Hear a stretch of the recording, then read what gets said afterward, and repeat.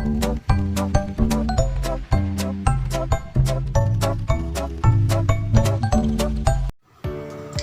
guys, salam sejahtera untuk kita semua. Saya Syahpuspa Ramadhani dengan NIM 0250 1240 121515. Di video kali ini, saya akan menjelaskan jenis-jenis masalah dan kesulitan belajar. Dan tugas ini saya buat dalam rangka untuk memenuhi ujian akhir semester pada mata kuliah Belajar dan Pembelajaran di Sekolah Tinggi Agama Buddha Negeri Sriwijaya, Tangerang, Banten. Selamat menyaksikan. Oke guys, jadi dalam belajar itu tidak selalu berjalan dengan mulus. Ada pula hambatan yang harus kita hadapin, dan ada juga gangguan yang harus kita terima, entah itu dari dalam diri kita ataupun dari luar diri kita. Nah, pada video kali ini saya akan menjelaskan apa aja sih jenis-jenis masalah dalam belajar, serta apa aja sih pengertian dalam kesulitan belajar itu. Masuk ke pembahasan pertama, jenis-jenis masalah dalam belajar, yaitu keterlambatan akademik, di mana keadaan siswa atau mahasiswa yang mengalami kesulitan atau penundaan dalam mencapai standar kemampuan akademiknya. Ini bisa terjadi karena faktor internal maupun eksternal yang mengakibatkan kesulitan belajar yang ia alamin. Faktor internalnya bisa kurang motivasi, kurang berkonsentrasi, ataupun ada masalah emosional yang menghambat ia untuk mencapai standar akademik yang diharapkan. Faktor eksternalnya bisa dari lingkungan sosial atau ada tekanan dari luar yang ia rasakan. Selanjutnya, tidak mampu mencapai tujuan belajar atau hasil belajar. Ini bisa dipengaruhi oleh faktor internal dan eksternalnya juga. Bisa karena kurang motivasi, terus kurangnya ia minat dalam belajar. Setelah itu, faktor eksternalnya, lingkungan sekitarnya itu tidak mendukung, juga metode pembelajaran yang ia terima tidak sesuai dengan kondisinya. Oleh karena itu, ia mengalami masalah dalam belajarnya, sehingga hasil yang ia peroleh juga tidak mampu atau tidak tercapai. Nah, lanjut, jenis masalah belajar yang ketiga ini tidak dapat mencapai kemampuan yang optimal, kemampuan IQ rata-rata.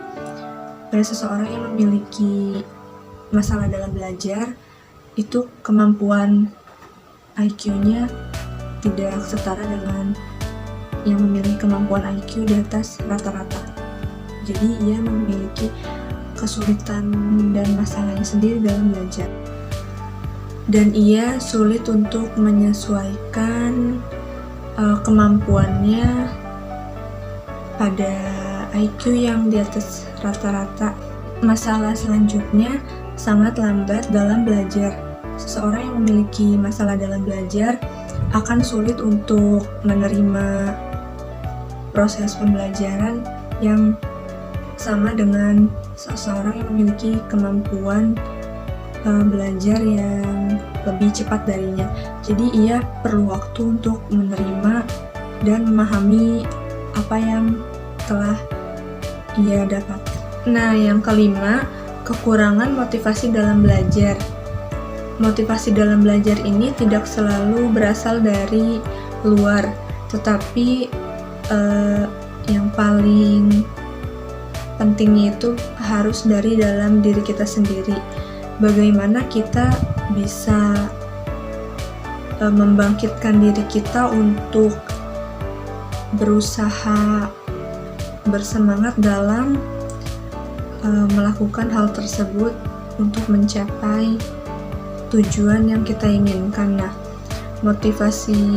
kurangnya motivasi belajar ini bisa disebabkan karena kurangnya minat ia dalam belajar dan lingkungan belajar yang kurang mendukung. Yang keenam, bersikap dan memiliki kebiasaan buruk dalam belajar. Maksudnya, ia ini suka menunda-nunda dalam mengerjakan tugas, lalu ia memiliki kebiasaan buruk yang bisa mempengaruhi dirinya dalam menghambat kemampuan dan proses belajarnya. Nah, setelah memiliki sikap dan kebiasaan buruk dalam belajar, ternyata itu akan berdampak pada kehadiran ia dalam proses belajar dan mengajar di kelas. Ia bisa dipengaruhi karena kurangnya perhatian dari peran orang tua, lalu bisa jadi metode pembelajaran di kelasnya itu merasa bosan, oleh karena itu dia sering tidak mengikuti proses belajar mengajar di kelas. Nah, yang lebih parahnya lagi, jenis masalah dalam belajar yang terakhir mengalami penyimpangan perilaku dalam hubungan intersosial, di mana ia sudah menunjukkan perilaku di luar norma aturan yang berada di masyarakat, dan perilaku ini tidak sesuai dengan nilai ataupun norma yang berlaku. Kesulitan belajar. Apa sih kesulitan belajar itu? Biasanya kesulitan belajar bisa disebabkan oleh hambatan atau gangguan yang dimiliki oleh seseorang yang ia merasa kesulitan dalam proses belajarnya.